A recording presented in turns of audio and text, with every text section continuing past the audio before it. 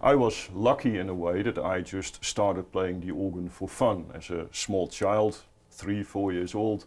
And years later I had my first official organ lessons. And then I had to learn how to read a score, of course. But 9 out of 10 musicians, not only organists, but all musicians, they start with a method. And the method is just a book. You get it in front of you from your teacher, and you see a score, and it tells you exactly what to do.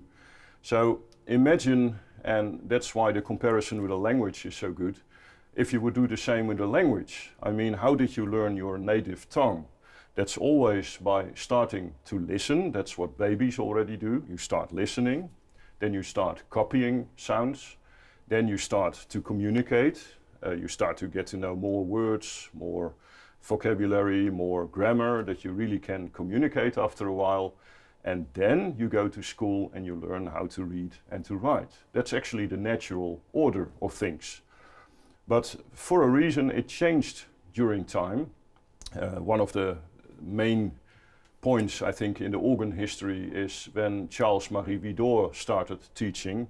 César Franck, like I said, was still someone that improvised a lot, but right after him there was a new school that was started by Lemmens and took over by Widor, and they turned it in a kind of system that you had good lessons from the beginning with a very firm method that would teach you a good technique.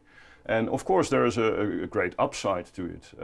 Many organists got a great technique. The level of organ playing only got higher and higher, and everyone was able to play difficult pieces quite quickly actually after you started your lessons.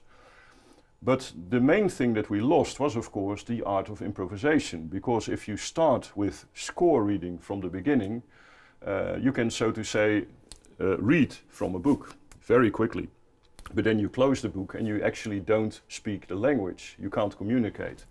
And that's the problem nowadays, I think, that everyone is taught with a method from the beginning. We can all sight read very well, we can all use a score, but we don't do anything without a score.